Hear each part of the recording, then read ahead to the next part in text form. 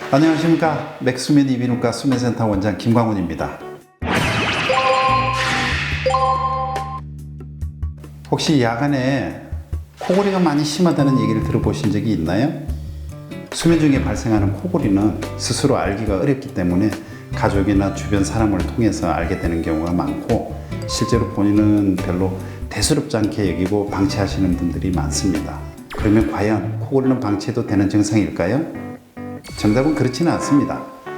코골이는 수면 질환이고 내 몸이 정상이 아니다라고 우리 몸이 신호를 보내는 것과 같습니다.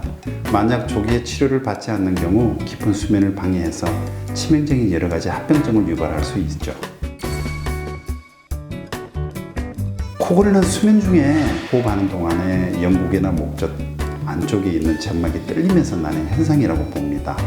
가장 큰 원인인 비만, 체중 증가, 기도 근육에 쌓여있는 지방 덩어리 이런 것 때문에 공간이 좁아져서 발생을 하는데요. 특히 잠을 자는 동안에는 코나 목 주변의 근육 긴장도가 감소하면서 기도가 각성시보다 더욱 좁아져서 코골이가 심해지죠. 그리고 신체적 특성상 남들보다 혀가 두껍거나 목이 굵은 사람, 특히 작은 사람들은 코를 골게 될 확률이 아주 높습니다. 비염이나 축농증, 만곡증과 같은 코막힘을 유발하는 질환이 있는 경우에는 코로 숨쉬기가 힘들어져서 구강호흡을 인해서 코골이가 잘 생기죠.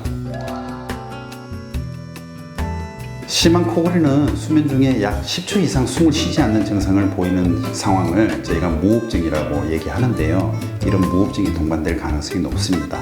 이를 방치하면 산소 공급이 원활치 않아서 심근경색, 심부전증, 부정맥과 같은 합병증이 발생할 가능성이 정상인에 비해서 약 40% 이상, 그리고 뇌출혈이나 뇌경색과 같은 혈관 질환이 60% 이상 증가한다고 문헌에 보고되고 있습니다.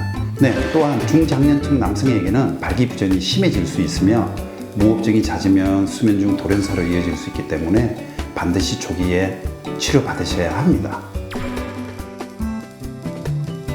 코골이 치료는 외래 검사 그리고 수면 다원 검사 통해서 개인에게 적합한 치료 방법을 찾는 것이 매우 중요하죠. 비염, 포비동염, 비중격 망우증처럼 코 질환이 원인인 경우에는 약물 치료, 수술 고려해 보실 수 있고요.